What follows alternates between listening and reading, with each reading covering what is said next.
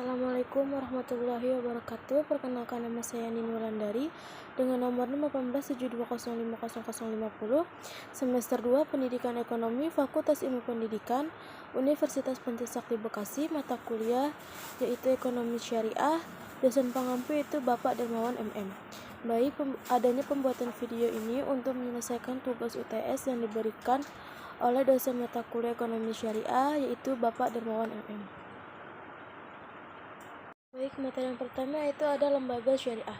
Mekanisme lembaga keuangan syariah. Bank syariah menjadi sebuah lembaga keuangan intermediasi keuangan antara unit defisit dengan unit surplus atau menawarkan jasa simpan pinjam, asuransi, dan penyediaan mekanisme pembayaran dengan berlandaskan pada prinsip syariah Islam. Di Indonesia telah banyak didirikan lembaga keuangan syariah. Lembaga keuangan syariah memiliki ciri-ciri yaitu lembaga keuangan syariah diharuskan sesuai dengan fatwa Dewan Pengawas Syariah saat menerima titipan dan investasi, hubungan antara pengguna dana, penyimpanan dana atau investor, dan lembaga keuangan syariah sebagai intermedia institution. Hal ini didasarkan pada kemitraan, bukan hubungan antara kreditur dan debitur. Kepentingan pribadi merupakan kekuatan pendorong pertumbuhan ekonomi dan kekuatan untuk mengatur kesejahteraan sendiri. Berdasarkan prinsip-prinsip tersebut, para penganut mazhab klasik percaya bahwa sistem ekonomi liberal atau sistem di mana setiap orang betul-betul bebas untuk melakukan kegiatan ekonomi apa saja bisa mencapai kesejahteraan masyarakat secara otomatis. Sistem ekonomi liberal di mana campur tangan pemerintah dalam kegiatan ekonomi sangat kecil atau dapat dianggap tidak ada. Menurut mazhab klasik dapat menjamin tercapainya tingkat kegiatan ekonomi nasional optimal, full employment level of activity. Alokasi sumber daya, baik sumber daya alam maupun faktor-faktor produksi lainnya di dalam berbagai kegiatan ekonomi secara efisien. 2. Pasar barang. Menurut kaum klasik, di pasar barang tidak mungkin akan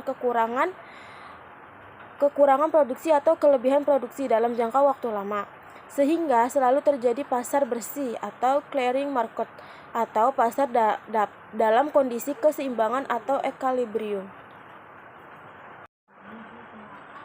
Jika pada suatu terjadi kelebihan atau kekurangan produksi, maka mekanisme pasar akan secara otomatis mendorong kembali perekonomian tersebut pada kondisi di mana tingkat produksi total masyarakat menawarkan target akan memenuhi permintaan total masyarakat secara tepat, full employment level of city.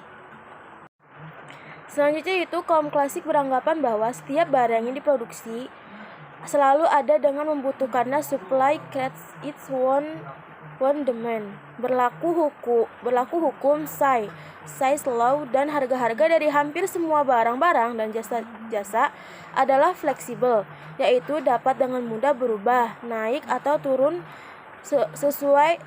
sesuai dengan daya tarik menarik antara permintaan dan penawaran. Pasar tenaga kerja. Kaum klasik menganggap bahwa di pasar tenaga kerja seperti halnya di pasar barang, apabila harga tenaga kerja upaya cukup fleksibel, maka pemerintah tenaga kerja selalu seimbang dengan menawarkan tenaga kerja. Menurut definisi, tidak akan kemungkinan timbulnya pengangguran sukarela, artinya pada tingkat upah real yang berlaku di pasar tenaga kerja, semua orang yang bersedia bekerja pada tingkat upah tersebut akan memperoleh pekerjaannya. Dewan Pengawas Syariah adalah ahli syariah yang diangkat oleh rapat umum pemegang saham atas rekomendasi Majelis Ulama Indonesia atau MUI dengan tugas memberikan nasihat dan saran pada direksi serta mengawasi kegiatan perusahaan agar sesuai dengan prinsip syariah. Di bawah naungan Majelis Ulama Indonesia atau MUI, maka dibentuklah Dewan Pengawas Syariah DPS, suatu lembaga yang bertugas mengeluarkan 2 fatwa serta secara mutlak dalam setiap kegiatan berbasis syariah, memberi aturan juga sanksi yang melanggar. Dewan Pengawas Syariah merupakan badan yang bertugas untuk mengawasi pelaksanaan keputusan Dewan Syariah Nasional di Lembaga Keuangan Syariah (DPS), diangkat dan diberhentikan di Lembaga Keuangan Syariah melalui RUPS setelah mendapatkan rekomendasi dari DSN. Pada dasarnya, Dewan Pengawas Syariah melanjutkan perpanjangan tangan Dewan Syariah Nasional dalam merealisasikan fatwa yang telah diputuskan oleh Dewan Syariah Nasional. Dewan Pengawas Syariah berperan sebagai pengawas dari lembaga keuangan syariah yang mengawasi setiap operasional kegiatan perbankan syariah, baik itu bank syariah, asuransi syariah, pasar modal syariah, dan lainnya, sehingga semua lembaga keuangan syariah dapat berjalan sesuai dengan tuntunan syariat Islam. Dewan Pengawas Syariah tidak terlibat secara langsung dalam pelaksanaan manajemen lembaga keuangan syariah karena hal ini sudah menjadi tanggung jawab langsung di bawah wewenang direksi suatu lembaga keuangan syariah. Dewan Pengawas Syariah berhak memberikan masukan kepada pihak pelaksanaan lembaga keuangan syariah, sehingga dapat disimpulkan dari pengertian di atas bahwa Dewan Pengawas Syariah merupakan badan yang independen yang bertugas dalam melakukan kegiatan pengarahan, pemberian nasihat, melakukan evaluasi, serta melakukan pengawasan pada setiap kegiatan bank syariah dalam rangka untuk memastikan bahwa di setiap kegiatan operasional perbankan telah dijalankan baik sebagaimana mestinya, yaitu telah mematuhi prinsip-prinsip syariah sebagaimana telah ditentukan oleh fatwa dan syariat Islam. Berdasarkan pada Undang-Undang Nomor 21 Tahun 2008 Pasal 32 menyebutkan, yang pertama, Dewan Pengawas Syariah wajib dibentuk di bank syariah dan bank umum konvensional yang memiliki UUS. Yang kedua, Dewan Pengawas Syariah sebagaimana dimaksud pada ayat 1 diangkat oleh Rapat Umum Pemegang Saham atas rekomendasi Majelis Ulama Indonesia.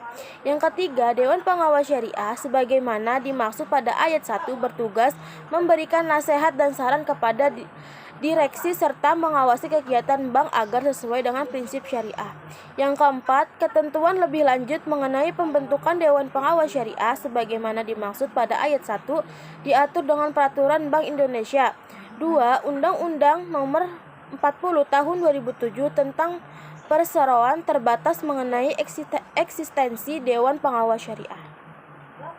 Selanjutnya yaitu fungsi Dewan Pengawas Syariah yang A yaitu sebagai penasehat dan pemberi saran kepada direksi, pimpinan unit usaha syariah dan pimpinan kantor cabang syariah yang mengenai hal-hal yang terkait dengan aspek syariah.